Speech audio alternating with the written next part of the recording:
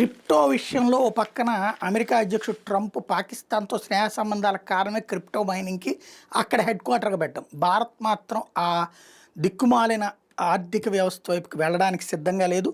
మనం మరింత కఠినం చేస్తున్నాం. డిజిటల్ ఆస్తుల మార్కెట్‌లో చట్టవిరుద్ధ కార్యకలాపాలను తొలగించే ప్రయత్నంలో భాగంగా భారతదేశ ఆర్థిక నిఘా విభాగం క్రిప్టో కరెన్సీ ఎక్స్చేంజీల కోసం కఠినమైన కొత్త anti money laundering know your customer ప్రోటోకాల్ని ఆవిష్కరించి వీటిలో ఆన్ బోర్డింగ్ ప్రక్రియ సమయంలో తప్పనిసరిగా లైన్ ఇది లైవ్నెస్ డిటెక్షన్, లైవ్ సెల్ఫీలు, అట్లాగే భౌగోళిక ట్రాకింగ్, జియో ట్యాగింగ్ వంటివి ఉంటున్నాయి.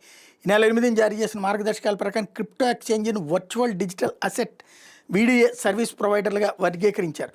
ఇప్పుడు వీడియోలు సాధారణ డాక్యుమెంట్ అప్లోడ్ అనుమతించడంతో పాటు మరిన్ని పనులు కూడా చేయాల్సి ఉంటుంది. కొత్త నిబంధనల ప్రకారం వినియోగదారులు తమ ఉనికిని ధృవీకరించే లైవ్ సెల్ఫీ తీసుకోవాలి. వినియోగదారు ఖాతాను సృష్టించడం ప్రారంభమైన ఖచ్చితమైన అక్షాంశం, రేఖాంశం, తేదీ, సమయముద్ర, ఐపీ చిరునామాను ఎక్స్చేంజీలు నమోదు చేయాల్సి ఉంటుంది. పాన్ శాశ్వత ఖాతా సంఖ్యతో పాటుగా వినియోగదారులు పాస్పోర్ట్, ఆధార్ లేదా ఓటర్ ఐడి వంటి సెకండరీ ఐడిని, ఈమెయిల్ ఐడి, ఫోన్ నెంబర్ కోసం ఓటీపీ ధృవీకరణ కూడా అందించాలి. అంటే ఏ వ్యక్తి ఎవరో తెలియకుండా చేసేటటువంటి నల్లధనాన్ని క్రిప్టో కరెన్సీల రూపంలో దాయడానికి వీలు లేకుండా అడ్డుపడుతున్నాడు మోడీ.